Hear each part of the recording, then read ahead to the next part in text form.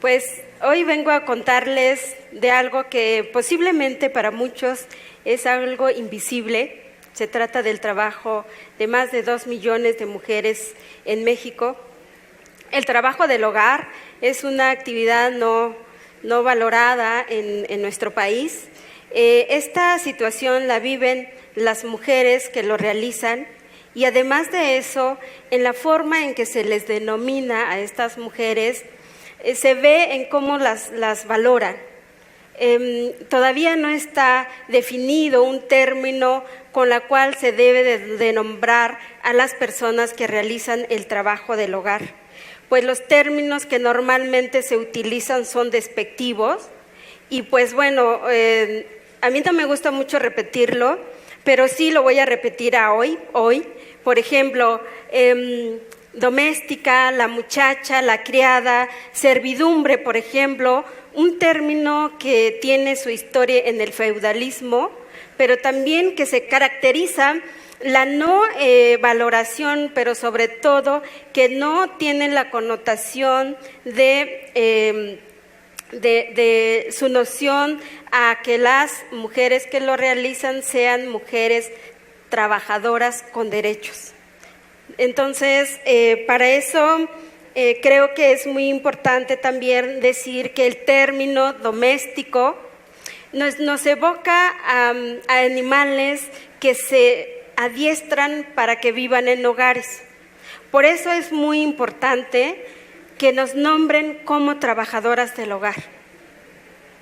Para nosotras también es muy importante que se reconozca nuestro trabajo como tal, el trabajo del hogar, porque eso implica un reconocimiento social y económico. Es decir, que este trabajo se vea como cualquier otro.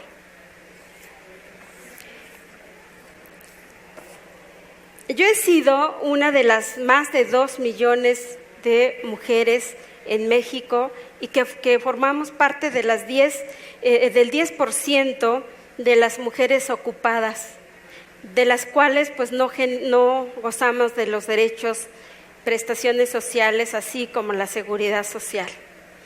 Yo estoy aquí porque quiero reivindicar mis derechos y los derechos de las trabajadoras y trabajadores del hogar, pero también porque en este trabajo el vínculo afectivo se confunde con la caridad. ¿Qué quiero decir con eso? Con la ropa que no le gusta a las señoras, que nos lo dan, la comida que sobra, o simplemente el darnos un trabajo. Y entonces casi dicen que somos de su familia y no queremos las obras, no queremos esas obras, queremos un trabajo con una relación que genere obligaciones y derechos.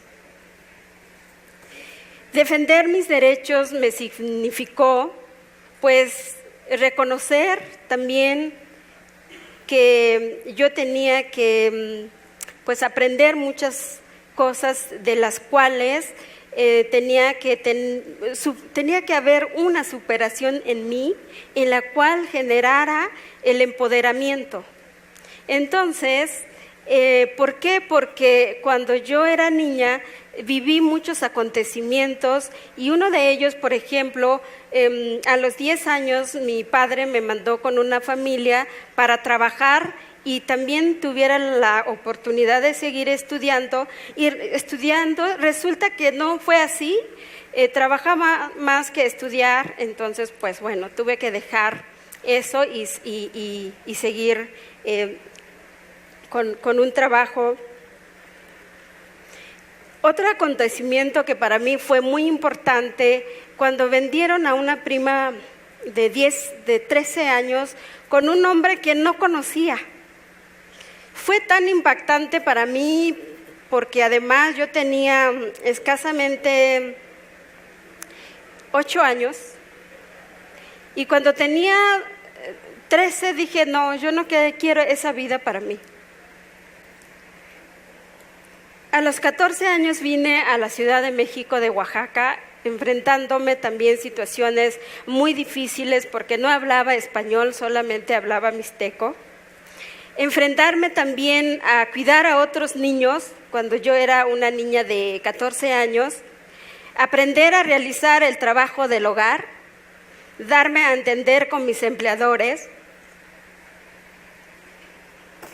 También algo muy doloroso para mí fue separarme de mi familia.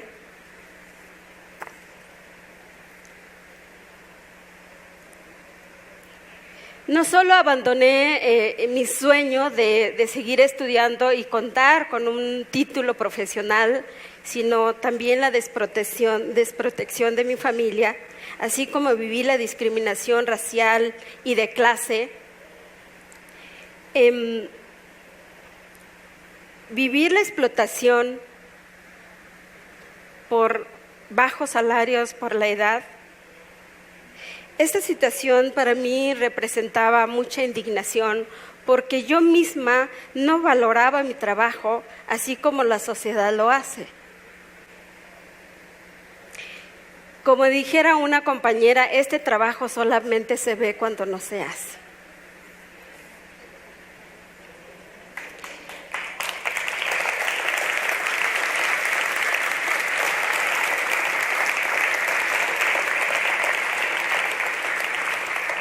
Con el tiempo yo me di cuenta que nadie iba a hacer nada por mí, sino yo misma. Así que tomé las riendas de mi vida y un buen día conocí en una iglesia donde yo vivía al padre Iván, quien me invitó a unos grupos de jóvenes a la reflexión, y platicando con él entendí lo valioso que era mi trabajo, lo valioso que era para las personas con quienes yo trabajaba, porque resulta que cuando yo no estaba en las casas era un caos. Y entonces el lunes pues yo realizaba el trabajo que no hacía sábado y domingo, y pues de nada servía que yo saliera a descansar, ¿verdad? A los 17 años me di a la tarea de pues conocer más sobre el mundo del trabajo del hogar, conocer las leyes, que por cierto no encontré casi nada, solamente un capítulo 13. Así comenzó mi sueño de no ser una más, sino de ser una persona constructiva y de generar un proyecto que sirviera tanto para mí como las mujeres trabajadoras del hogar. Este trabajo lo hacía normalmente los domingos, pero resulta que mis empleadoras esculcaban mis cosas y se dieron cuenta de que yo hacía algo, y entonces de repente alguna de ellas me dijeron, pero pues las sirvientas no tienen derechos porque no hay nada en la ley, y además el trabajo de la casa no es igual que una oficina. Entonces pues recordarme que como trabajadora o como la muchacha que normalmente nos miran, es que no tenemos derechos, y así exactamente dice la ley. No hay nada en la ley para la protección de nosotras como trabajadoras del hogar. Algunas de ellas yo recuerdo que me decían, pues tú eres la guerrillera de las muchachas, tú solamente las maleas. Entonces, si sigues así, pues lo único que va a pasar contigo es que se van a quedar sin trabajo. Yo seguí trabajando en casa, actividad que realicé por de 22 años. Pero quería romper todas las barreras convenciendo a las mismas trabajadoras del hogar, a los empleadores y al gobierno que trabajo digno y formalidad significa el trabajo de todos y una ley justa. Decido ser activista de los derechos humanos, y hace 15 años fundé el Centro de Apoyo y Capacitación para Empleadas del Hogar. Hoy soy coordinadora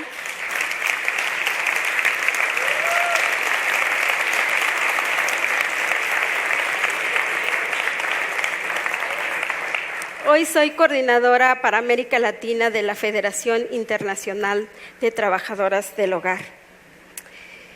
Pues un gran reto, posicionar el tema en la agenda pública, pero sobre todo posicionar el tema de los derechos de las trabajadoras del hogar. Por cierto, espacio público que normalmente corresponde a los hombres y el espacio privado suele ser de las mujeres, que muchas veces conlleva pues discriminación, maltrato, trabajo infantil. La mayoría de nosotras comenzamos en este trabajo siendo niñas y vamos a ayudar, no a trabajar. Mi inquietud fue más allá, que en 1988 participé en el primer encuentro latinoamericano de trabajadoras del hogar, donde se inicia el primer movimiento de mujeres trabajadoras del hogar con la fundación de la Confederación Latinoamericana y del Caribe de Trabajadoras del Hogar.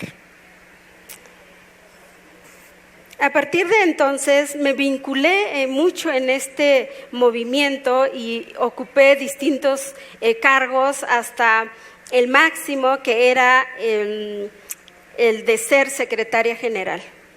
Con esta representación latinoamericana y en conjunto con la Red Internacional de Trabajadoras del Hogar, participamos en distintos espacios con el debate de la creación del convenio 189 en defensa a favor de las trabajadoras y trabajadores del hogar.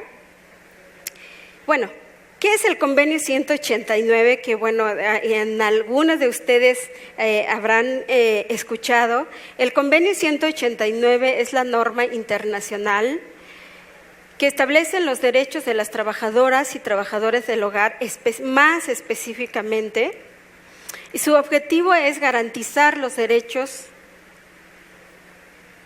de un trabajo digno a las personas trabajadoras y trabajadores del hogar. Ahora somos una lucha colectiva y seguras de hacernos escuchar. Promovemos la ratificación del convenio 189.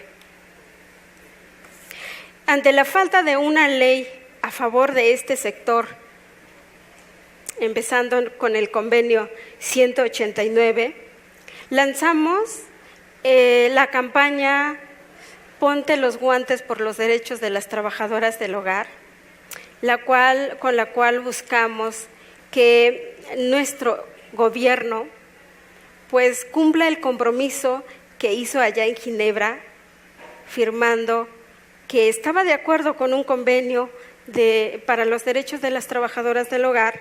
Entonces todos los días le recordamos con ese guante. Nuestra lucha impactó a nivel internacional. Ahora América Latina, Asia, Europa, África, conformamos la Federación Internacional de Trabajadoras del Hogar porque queremos hacer realidad nuestros derechos. Muchas y muchos de ustedes son empleadoras, empleadores de la muchacha, de la doméstica, de la servidumbre y no de trabajadoras del hogar sujetas de derecho. Hoy, al estar aquí, pido que nos nombren como trabajadoras del hogar. Y también los invito a reflexionar sobre la importancia de este trabajo para nuestra sociedad, para todas y todos nosotros.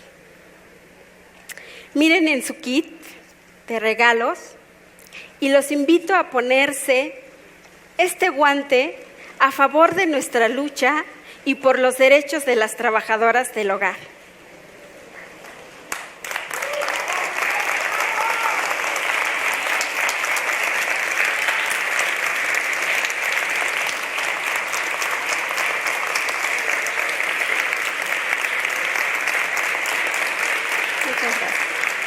Muchas gracias.